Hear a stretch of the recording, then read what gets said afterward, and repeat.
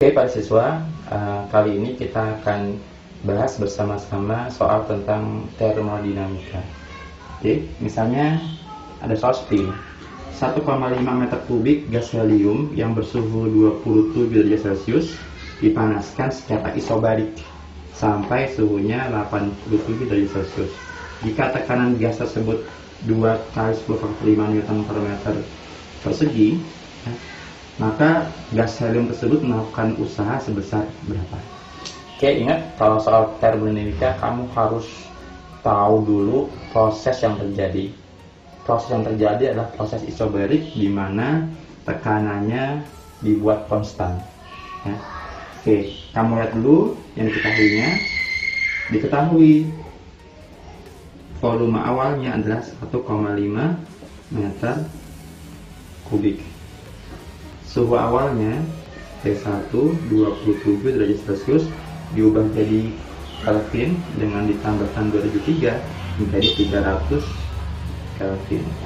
Kemudian dipanaskan secara isobarik, dia akan mengembang, suhunya berubah menjadi makin besar, yaitu 87 derajat Celcius. T2 diubah jadi Kelvin menjadi 360 Kelvin. Pertanyaannya adalah kalau P-nya sama dengan 2 kali 10⁵ Newton per meter persegi, maka berapakah nilai W-nya atau usaha? Ya. Jadi kamu harus tahu rumus usaha dalam termodinamika itu bermacam-macam tergantung prosesnya.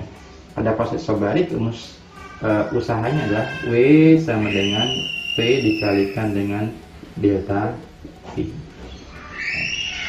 Nah, P ini adalah tekanan, delta V-nya ini adalah selisih antara volume 2 dikurangi dengan volume 1.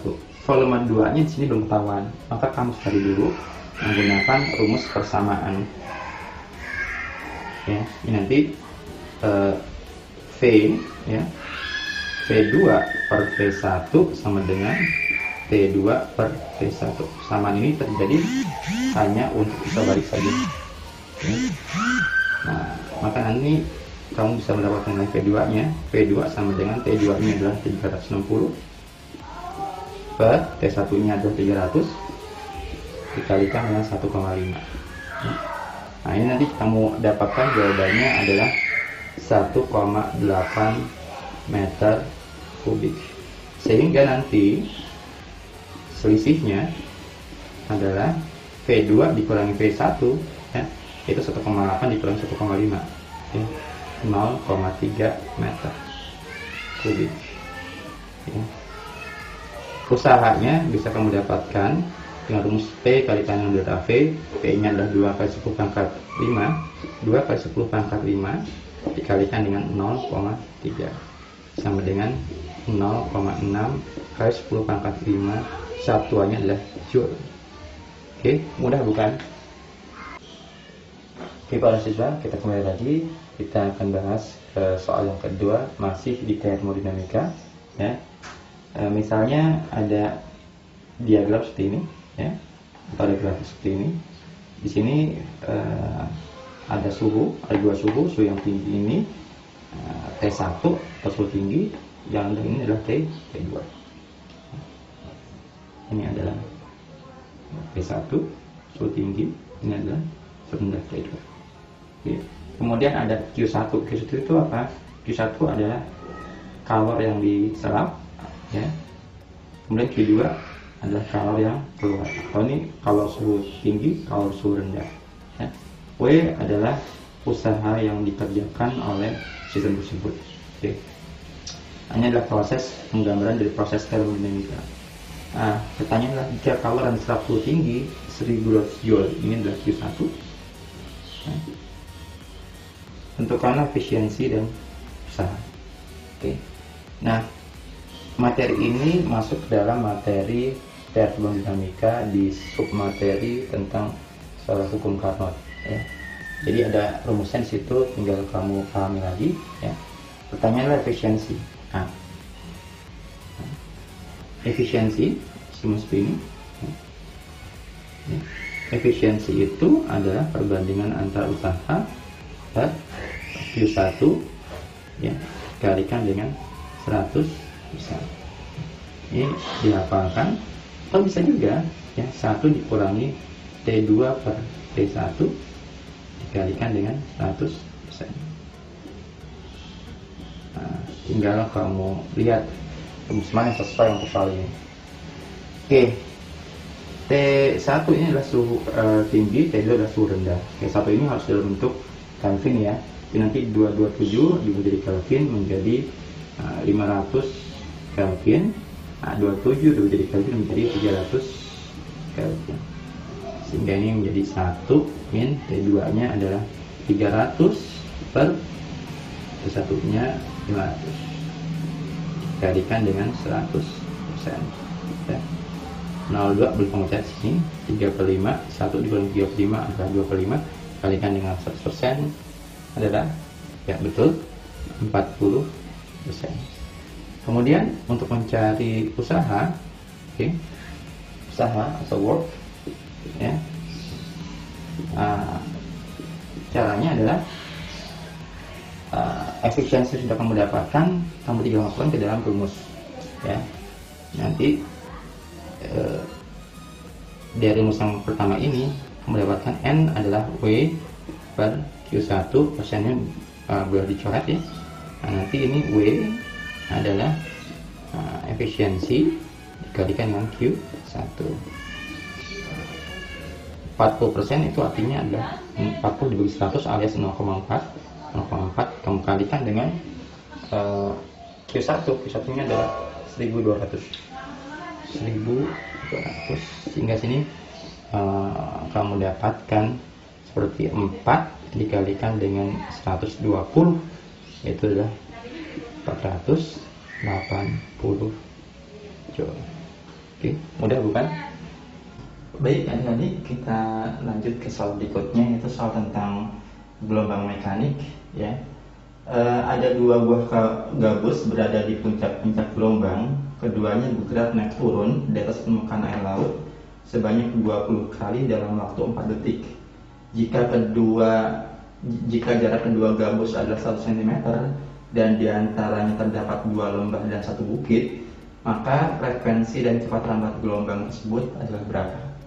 Oke, jadi inilah soal tentang gelombang mekanik. Gelombang mekanik itu yang penting kamu harus tahu dulu apa itu frekuensi, apa itu periode, apa itu panjang gelombang ya.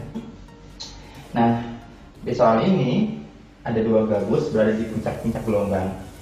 Jarak antara kedua puncak itu adalah 1 cm dan di antara 2 puncak ada 2 lembah dan 1 bukit.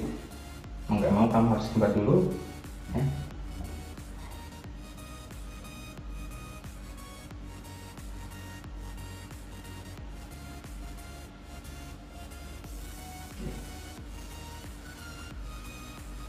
Jadi misalnya ini gabus pertama ya. Antara 2 puncak ada 2 lembah dan 1 bukit. Berarti ini gabus yang kedua. 1, gabus 2. Oke. Nah, jarak antara gabus itu adalah 100 cm. 100 cm. Oke, kalau kamu perhatikan di sini 100 cm ya, itu terdapat berapa lambda pada jarak 100 cm ya.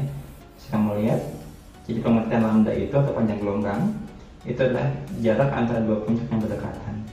Jadi yang ini adalah 1 lambda, 1 lambda lagi, berarti ada 2 lambda. Nanti 2 lambda sama dengan 100 cm, sehingga lambdanya adalah 50 cm. Oke. Kemudian frekuensi ini adalah jumlah gelombang per waktu. Jadi di sini air lautnya, permukaan air lautnya dia bergerak naik turun 20 kali dalam waktu 4 detik. Otomatis ini adalah jumlah gelombangnya, N. Ini adalah waktu, time. Sehingga nanti F adalah N per T 20 per 4 itu 5 Hz. Kemudian terakhir adalah kecepatan lambat gelombangnya, V. Lambat gelombang itu V punya rumus lambda dikalikan dengan frekuensi, dihafalkan ya. Lambdanya adalah 50 cm juga jadi meter, jadi 0,5 meter dikalikan dengan frekuensi 5 Hz, sehingga 0,5 dikalikan 5 adalah 2,5 meter per second. Ini adalah kecepatan gelombangnya. Oke, mudah bukan? Oke, kita lanjut lagi ke soal nomor 4, masih tentang gelombang mekanik. Gelombang air laut mendekati pantai dengan cepat rambat 8 meter per second. Berarti inilah V atau kecepatan jika jarak antara perut dan simpul yang berdekatan 5 meter, maka tentukanlah besarnya frekuensi dan periode gelombang. Oke? Jadi yang kita tahu adalah V 8 meter per second. V sama dengan 8 meter per second. Jarak antara perut dan simpul. Oke. Digambar saja begini. Ini bisa begini. Nah, perut itu yang ini, perut. Inilah simpul.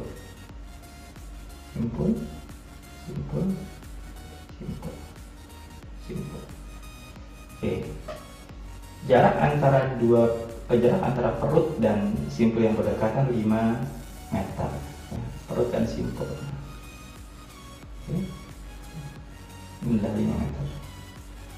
Nah, kalau kamu lihat di sini, ya, perut dan simpul yang berdekatan itu membentuk 1/4 panjang gelombang. Jadi 1/4 panjang gelombang sama dengan 5 meter. Nanti panjang gelombangnya adalah 4 dikalikan 5, 20 meter. Oke, frekuensinya. Oke, sudah kamu ketahui, V adalah lambda dikalikan frekuensi. Kalau frekuensi adalah V dibagi dengan lambda, 8 dibagi dengan 20 itu 0,4 Hz. Ya. Lalu periodenya. Periode adalah waktu yang dibutuhkan untuk satu panjang gelombang. Kalau frekuensinya sudah dapat, maka tinggal kembali saja. Periode adalah seper frekuensi. Ya. Dibalik saja. 0,4 itu berarti dia 4/10. Kalau dibalik jadi 10/4. 10/4 alias 2,5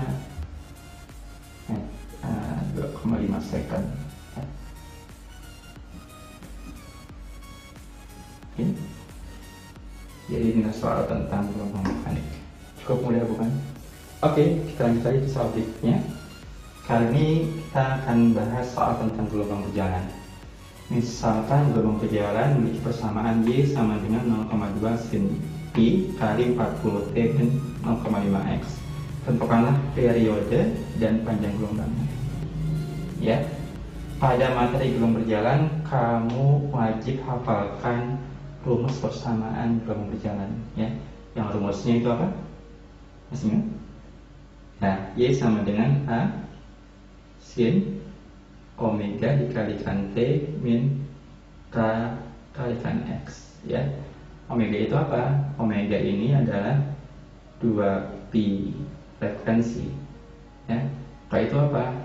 K ini adalah 2pi per lambda. Artinya informasi mengenai frekuensi adanya di omega, informasi mengenai lambda dan gelombang adanya di K. Nah, persamaan di soal kamu ubah dalam bentuk persamaan umumnya. Nanti Y sama dengan 0,2 sin, nah ini kan nggak ada pi nya nih, artinya pi nya masuk sana ya. Di 40 pi dikalikan T min 0,5 pi dikalikan dengan X ya. Nah, ini adalah omega ya. Omeganya adalah 40 pi. Omega itu 2 pi frekuensi sama dengan 40 pi ya. Atau bisa juga 2 pi per periode. Ya, ingat frekuensi itu kebalikan dari periode. Sama dengan 40 pi ya. Dibalik saja, nanti kemudian dapatkan T-nya adalah 2 pi dibagi dengan 10 pi. Pi-nya coret, 2 dibagi 40 adalah 0,05 second. Oke. Nah, untuk mencari panjang gelombangnya, kalian dapatkan dari sini ya. Ini adalah K sama dengan 0,5 pi. K itu punya rumus 2 pi per lambda sama dengan 0,5 pi ya. Sama juga ya. Nanti lambdanya adalah 2 pi dibagi 0,5 pi. Pi-nya boleh kamu coret, 2 dibagi setengah itu adalah 4 ya. Oke, cukup mudah bukan? Oke, kita lanjut lagi ke soal berikutnya. Kali ini kita akan coba bahas materi atau soal tentang gelombang stasioner. Jadi gelombang stasioner ini adalah penjumlah dari gelombang datang dan gelombang pantul. Ya, misalnya ada gelombang stasioner memiliki persamaan Y sama dengan 0,5 cos 5 px sin 10 pt ya, di mana Y dan X dalam bentuk meter dan T dalam bentuk second. Tentukanlah yang pertama atau A, amplitudo gelombang datang, yang B, amplitudo gelombang stasioner, dan yang C adalah cepat lambat gelombang tersebut ya. Jadi gelombang datang ini berarti adalah gelombang pembentuknya, karena gelombang stasioner ini adalah penjumlahan dari dua buah gelombang, salah satunya adalah gelombang datang ya. Nah, nanti amplitudo gelombang dan gelombang datang itu A ya, atau kamu hafalkan dulu saja rumus umumnya. Jadi dia punya dua persamaan, Y sama dengan 2A ya, cos kx sin omega t ya. Atau bisa juga Y sama dengan 2A ya, sin kx cos omega t ya. Jadi ini mudah sekali dihafal, ingat ya, kx nya selalu di depan ya. Paling perbedaannya kalau yang atas ini cos dulu baru sin, kalau yang bawah sin dulu baru cos. Nah, yang atas ini khusus untuk gelombang stasioner ujung bebas ya. Kemudian yang bawah ini adalah khusus untuk gelombang stasioner ujung terikat ya. Nah, nanti fungsinya kalau menghafalkan ya. Nah, A di sini adalah amplitudo gelombang datang. Kemudian 2A cos kx atau 2A sin kx ini adalah amplitudo gelombang stasioner. Amplitudo gelombang stasioner. Oke. Nah, pertanyaan pertama adalah amplitudo gelombang datangnya ya. Oke.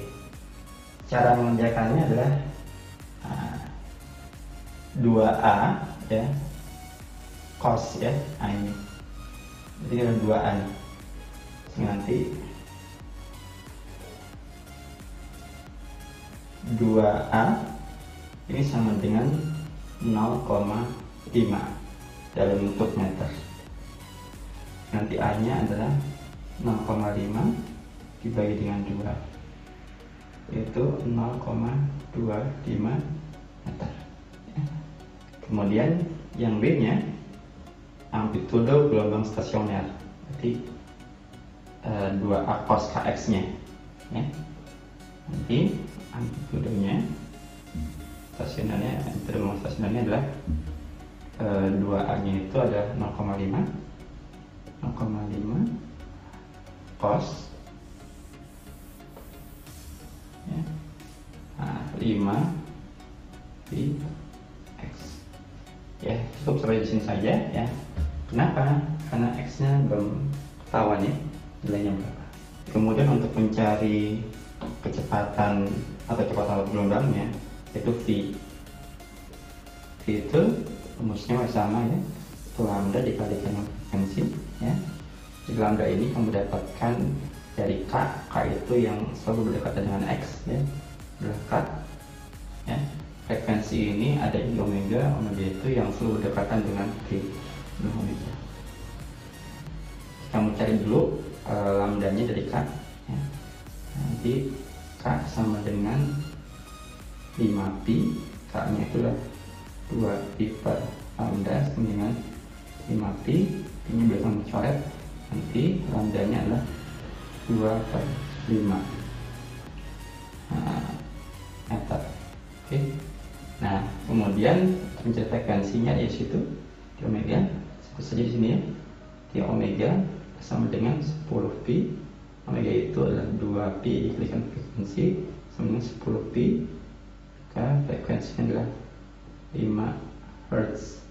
Nah, sehingga kamu mendapatkan V nya adalah lambda dikalikan frekuensi. Jadi nanti 2 per 5 kamu kalikan dengan 5 ya, jawabannya adalah 2 meter per second. Oke, mudah bukan? Oke, kita kembali lagi ke soal berikutnya, yaitu tentang dawai. Suatu dawai ditegangkan dengan gaya 10 Newton jika massa dan panjang dawai adalah 0,04 kg dan 0,4 meter. Hitunglah cepat lambat dan frekuensi nada dasarnya.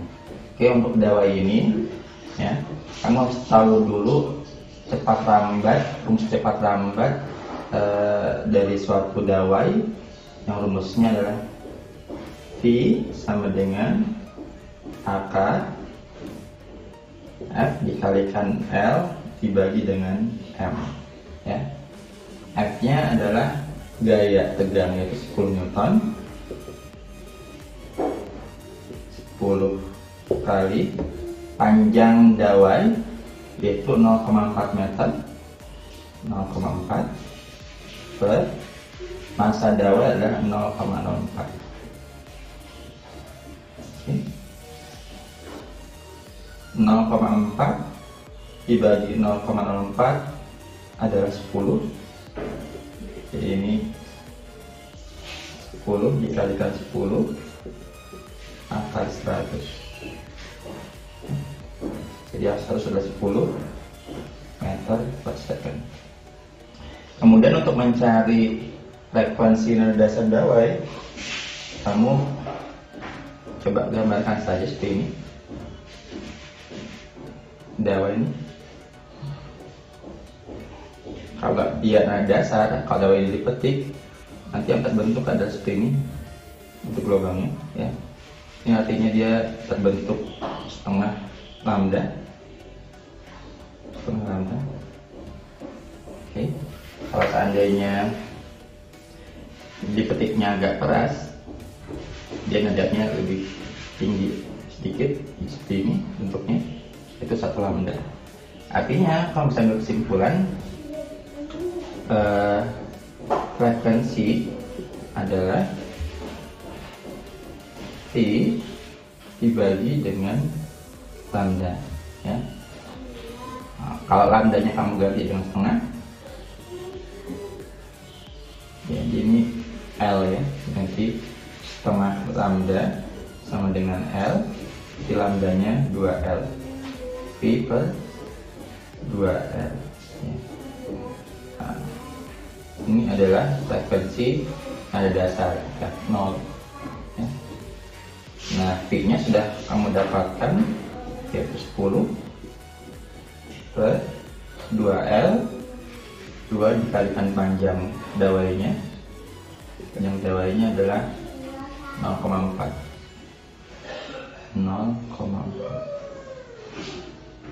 10 per 0,8 ya, atau sama dengan 12,5 Hz. Lalu gimana dengan nada atas pertama dawai? Kalau nada atas pertama dawai berarti nanti untuk gelombang yang digunakan gelombang yang kedua ini, ya, jadi dia satu lambda dan seterusnya. Jadi kalau dimintanya adalah frekuensi ke n, itu bisa begini, n sama dengan n tambah 1 ya, I per 2L. Nah, berarti kalau dia 1 tambah 1, 2 dibagi 2, 1, jadi V per L saja. Oke, mudah bukan? Oke, kita akan bahas soal berikutnya. Kali ini kita akan bahas tentang bunyi. Intensitas bunyi sebuah mesin jahit adalah 10 pangkat min 8 watt per meter persegi. Apabila intensitas ambang bunyi 10 pangkat min 12 watt per meter persegi, hitunglah taraf intensitas 10 mesin jahit yang bekerja bersama-sama. Oke, di sini ada dua besaran yang diketahui, besaran intensitas bunyi yaitu kekuatan bunyi sama besaran taraf intensitas bunyi yaitu nilai dari suatu bunyi. Ya, otomatis nanti besaran juga berbeda. Ya, taraf intensitas banyak sumber bunyi, ya, TIN memiliki rumus TI1 atau taraf intensitas satu sumber bunyi, ya, tambah 10 N. Ini harus dihafalkan, ya. Nah, kamu cari dulu taraf intensitas satu sumber bunyi. Taraf intensitas satu sumber bunyi adalah, ya, 10 log I per I0. I0 ini adalah intensitas ambang. 10 log I nya adalah 10 pangkat min 8 per 10 pangkat min 12, ya, 10 log pilih ke sana, jadi plus 12 dikurangi 8, 4, 10 pangkat 4, 40 desibel. Nah, logaritma biasa, ya, desibel. Nah, 40 desibel ini kamu masukkan ke dalam rumus TIN. TI1 ini adalah 40 desibel, 40 ditambah 10 N ini adalah 10 juga. Oke. Nah, log 10 itu adalah 1 dikalikan 1, 10. Nanti 40 ditambah 10 sama dengan 50 desibel. Ya, ini adalah taraf intensitas dari 10 mesin jahit yang bekerja bersama-sama. Mudah bukan? Baik, adik-adik, kita lanjut soal berikutnya, masih tentang gelombang bunyi. Kali ini kakak akan menjelaskan tentang efek Doppler. Ya, ada soal seperti ini. Irfan diam berdiri di tepi jalan saat ambulan melaju dengan kecepatan 20 meter per second. Jika sirena ambulan memiliki frekuensi 8640 Hz dan frekuensi rambat bunyi di udara 340 meter per second, tentukanlah frekuensi bunyi yang didengar oleh Irfan saat ambulan bergerak mendekati dan menjauhi si Irfan. Oke. Untuk efek Doppler, kamu biasakan sketsa saja antara pendengar dengan sumber bunyi. Ya, pendengar, orang yang mendengarkan, dalam hal ini si Irfan, ya, sumber bunyi, ya, yang mengeluarkan bunyi. Ya, ada dua keadaan di sini, ketika sumber bunyi bergerak mendekati saat menjauhi. Ya. Oke, kecepatan saat mendekat dan menjauhi sama, ya, yaitu Vs sama dengan 20 meter per second. Frekuensi sumber bunyinya adalah 8640 Hz. Ya. Sementara kecepatan si Irfan 0. Kenapa 0? Karena Irfan diam. Ya. Oke. Nah, efek Doppler ini adalah suatu peristiwa di mana frekuensi yang didengar oleh pendengar akan berubah tergantung daripada gerak relatif. Ya. Rumusnya V sama dengan V plus minus Vp per V plus minus Vs dikalikan dengan Fs. Plus minus ini tidak memakai semuanya, yang tergantung di soal. Plus digunakan manakala pendengarnya bergerak mendekat sumber bunyi, negatif digunakan saat pendengarnya bergerak menjauhi sumber bunyi. Oke. Yang bawah ini positif digunakan ketika sumber bunyinya, ya, bergerak menjauhi pendengar, negatif digunakan manakala sumber bunyinya bergerak menuju atau mendekati pendengar. Ya, ini dihafalkan. Oke. Nah, langsung saja. Ini ada dua kondisi ya. Ketika sumber bunyinya bergerak mendekati FP1 ya, yang didengar oleh si Irfan, saya misalkan FP1. Ketika sumber bunyinya bergerak menjauhi FP2 ya. Oke, logika saja. Ketika sumber bunyi bergerak mendekati, maka bunyi yang didengar semakin besar. Ketika sumber bunyi bergerak menjauhi, maka bunyi yang didengar semakin kecil. Kita akan buktikan di rumus. FP1 sama dengan saat mendekati ya. I ya, 340 ya, tambah 0. Kenapa 0? Karena dia diam. 340. Nah, saat mendekati, sumber bunyi saat mendekati, maka kecepatannya negatif, min 20. Dikalikan dengan 8640 sama dengan 340 per 320 kalikan 8640, yang mendapatkan hasilnya adalah 9180. Ya. Sesuai dengan logika, bunyi yang dengar itu semakin besar ya daripada frekuensi sumber bunyinya. Kenapa? Karena mendekati. Kemudian saat menjauhi P2, yang atas masih sama ya, 340 per ya, yang bawahnya mengganti tandanya jadi positif ya, 360. Dikalikan dengan frekuensi sumbernya adalah 8640. Nanti kamu akan mendapatkan hasilnya adalah 8160 Hz ya. Dia lebih kecil daripada frekuensi sumbernya. Kenapa? Karena menjauhi. Mudah bukan? Oke. Adik-adik, kita akan bahas soal berikutnya. Kali ini kita akan bahas tentang difraksi cahaya. Jadi ada soal seperti ini. Jarak antara dua celah sempit 2 mm dipasang 2 meter ke layar. Maka akan terbentuk pola terang gelap pada layar di mana jarak gelap pertama dan dari terang pusat adalah 0,3 mm. Tentukanlah A panjang gelombang cahaya yang digunakan, yang B adalah jarak terang kedua dari terang pusat.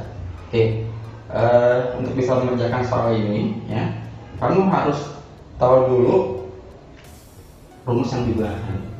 Ya, seenggaknya ada 3 rumus yang digunakan.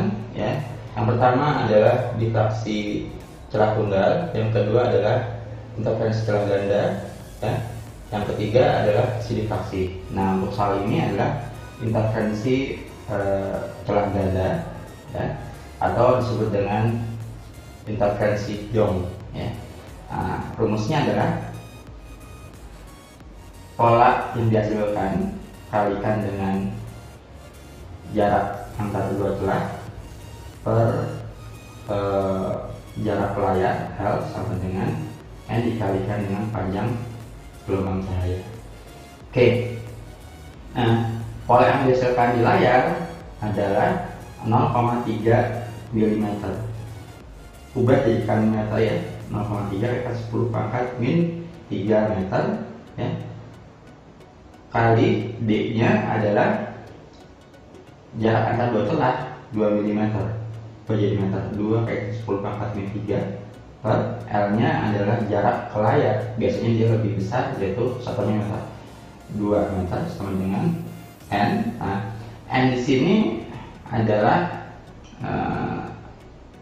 jarak ya, jarak juga ya, bilangan yang mengikuti jarak atau bilangan yang mengikuti panjang gelombang gini. Jadi misalnya ini ada terang pusat ya. Nah, setelah terang pusat itu ada gelap 1, ada terang 1, ada gelap 2 dan seterusnya ya. Ini terang 2. Nah, terang pusat ke terang 1 ini jaraknya adalah 1 lambda ya. Terang pusat ke terang 2 ini adalah 2 lambda. Sehingga nanti otomatis terang pusat ke gelap 1 ya, itu adalah setengah lambda. Nah, setengah 1 2 ini adalah N-nya ya. Di sini gelap pertama dari terang pusat, berarti G1, berarti N-nya adalah setengah lambda. Nah, 2 dengan 2 yang ini buat kamu coret ya. Nanti kamu dapatkan lambdanya adalah 0,6 kalikan 10 pangkat min 6 meter. Oke. Kemudian untuk yang B-nya, B, jarak terang kedua ke terang pusat.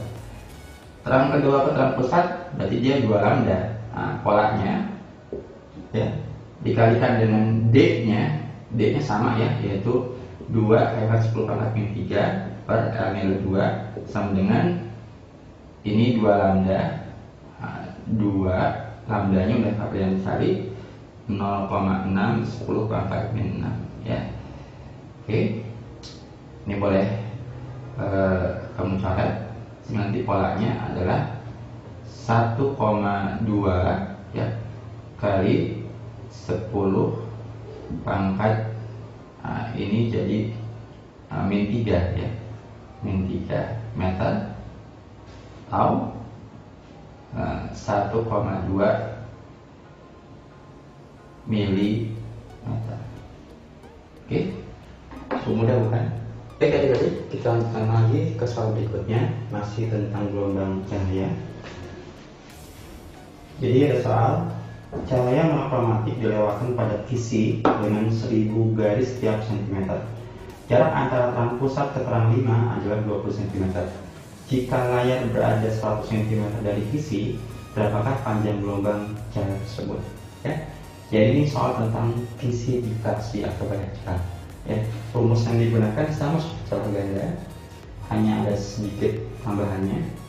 Nanti P dikalikan D ya, per L sama dengan N dikalikan dengan lambda ya.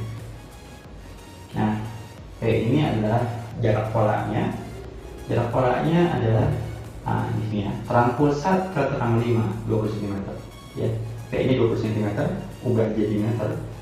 Jadi nanti ini adalah 20 kalikan 10 pangkat min 2 meter ya, kalikan D. D-nya ini adalah kebalikan dari per N ya. Apa itu N ya? Nanti ada N besar di sini ya. N besar ini adalah banyak celah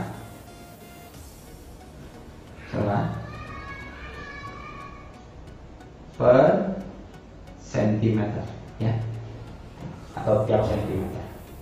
Jadi di sini N-nya adalah 1000 per sentimeter ya. Hubungannya dengan D gimana? Jadi nanti N itu adalah 1 per D. Nanti D-nya ini adalah 1 per N ya. Nah, sehingga nanti ya sama dengan dibagi saja, tapi harus diubah nih sentimeter diubah jadi meter ya. Di 1 sentimeter itu adalah 10 pangkat min 2 meter ya. Jadi 10 pangkat min 2 ya, dibagi dengan ya, biar itu adalah 1000 garis ya. Oke. Jadi ini adalah 10 pangkat min 2 ya, per 1000 sudah final saja sini bergabung dengan L. L-nya ini adalah jarak layar ke kisi, jadi 100 cm ya, atau 1 meter, 1 meter.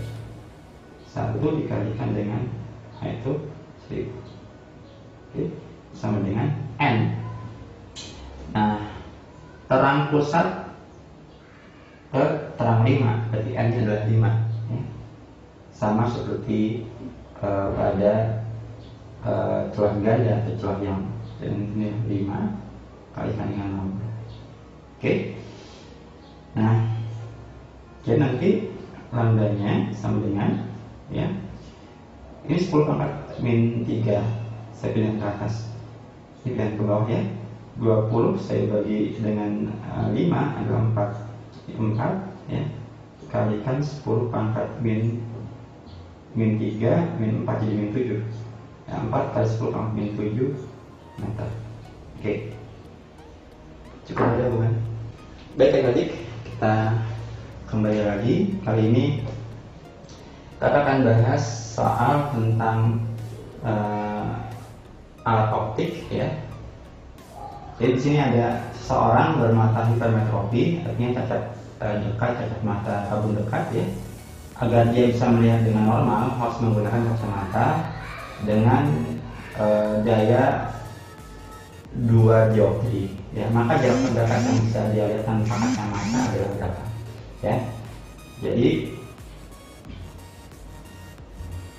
seorang penderita hipermetropi dia tidak bisa melihat benda pada jarak dekat ya. Jadi misalnya ini untuk orang normal ya, orang normal itu dia bisa melihat benda terdekat itu pada jarak 25 cm ya. 25 cm disebut dengan titik dekat atau punktum proksimum. Kemudian dia bisa melihat benda jarak terjauh itu PR sama dengan tidak terhingga ya. Nah buat tabung dekat dia nggak bisa melihat tuh ya pada jarak 25 cm. Artinya apa? PP nya dia bergeser ya, titik dekatnya dia bergeser lebih dari 25 cm ya, bendanya di sini as object. Nah agar benda bisa terlihat dengan jelas, maka harus menggunakan alat bantu kacamata sehingga bayangan benda tersebut jalan di sana ya, as image ya. Oke, tugas kamu adalah mencari berapa sih as objectnya. Oke, kalau dia ingin melihat tanpa kacamata, kamu gunakan rumus persamaan lensa seper F sama dengan 1 per S object tambah 1 per S image ya, 1 per S image. Nah 1 per F ini enggak lain adalah V atau daya lensa, tapi ingat ini dalam bentuk meter. Nanti inilah 1 per P nya ini adalah 1 per F ya, tapi dalam bentuk meter ya. Nah, sama dengan 2 dioptri atau 2 per 1 meter. Nah diubah jadi cm menjadi 2 per 100 cm sama dengan 1 per S object ditambah 1 per S image nya adalah 25. Oke. Nah nanti 1 per S objeknya sama dengan 2 per 100 adalah 1 per 50 kurangi dengan 1 per 25 ya, 50 1 min 2 min 1 per 50 dibagi saja subjeknya sama dengan min 50 cm ya. Nah, atau punktum proksimumnya dekatnya nanti pas dalam dekat saja jadi 50 cm. Artinya titik dekat orang tersebut enggak di 25 cm melainkan dia 50 cm. Dia penderita tabun dekat. Oke, kita kembali lagi adik-adik, masih di soal pembahasan tentang alat optik. Kalau tadi kita coba mengerjakan soal tentang hipermetropi, kali ini kita akan coba mengerjakan soal tentang miopi atau tabun jauh. Seorang penderita miopi memiliki titik jauh 100 cm, artinya lebih jauh dari itu dia nggak bisa melihat. Berapakah kekuatan lensa yang digunakan agar dia bisa melihat benda dengan jelas seperti normal? Oke, jadi pas seandainya orang normal ya, dia mampu melihat jarak paling dekat itu adalah 25 cm, jarak paling jauh itu adalah tak terhingga, ini adalah PR ya, atau punktum remotum. Nah, karena dia rabun jauh, maka benda ini nggak bisa kelihatan ya, tidak bisa terlihat objek. Untuk bisa melihat ya, maka berarti dia bayangannya harus diletakkan situ ya. Kenapa? Karena PR-nya dia atau titik jauhnya dia bergeser 100 cm. Dia sudah paling jauh, lebih jauh dari itu dia nggak bisa ya. Inilah S image ya. Nah, pertanyaannya adalah dia harus menggunakan, agar dia bisa melihat benda yang jauh ini, dia harus menggunakan kacamata apa sih?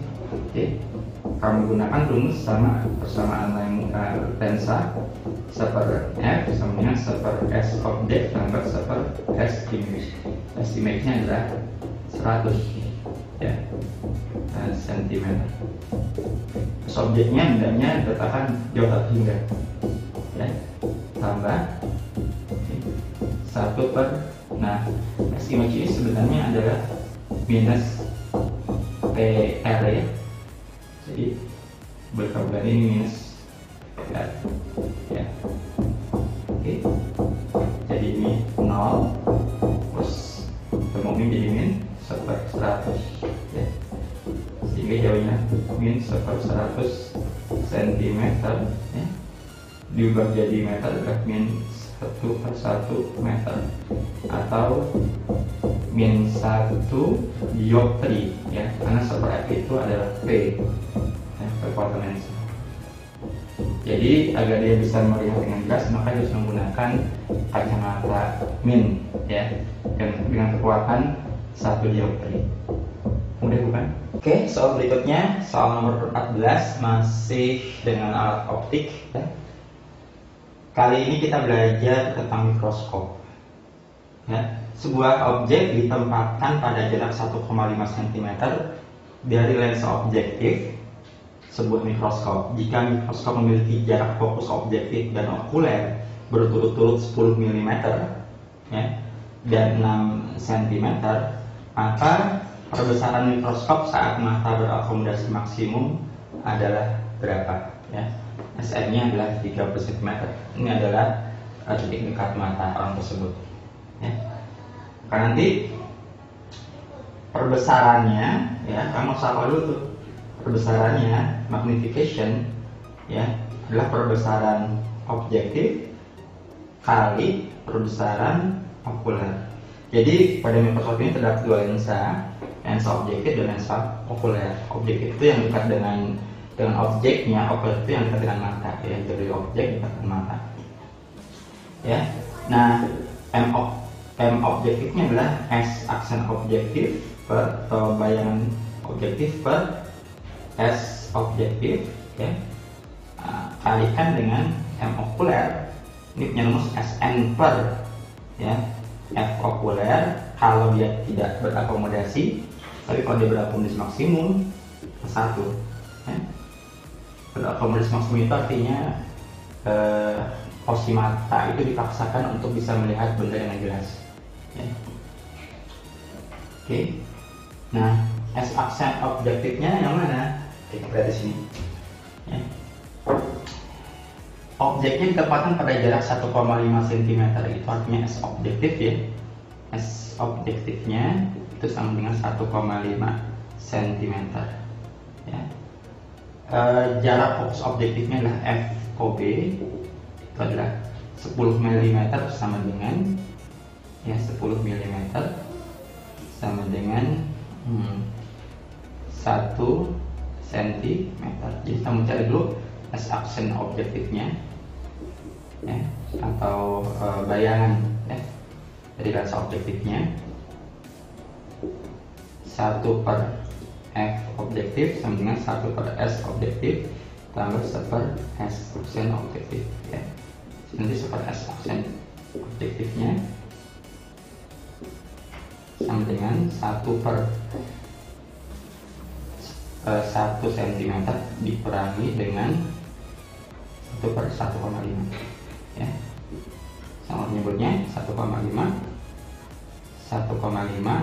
kurangi 1 0,5